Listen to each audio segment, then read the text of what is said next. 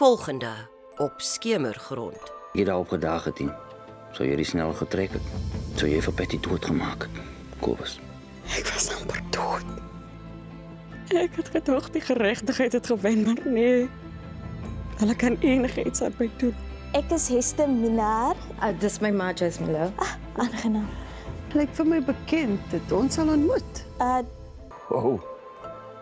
Vinnige nota. Die vrou vryf haar pen asof sy die ink wil warm maak voor sy inteken.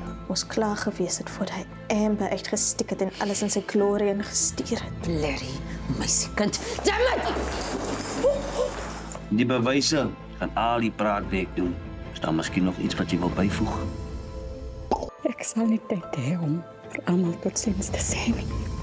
En ek sien ook nie kans vir 'n groot afskeid nie. Tog seker een Kersfees saam jou regte familie spend. En dan is daar daai elusive suster van jou. Daar is die kok, wat presies dieselfde soos jy lyk. Met hulle gereeld besoek.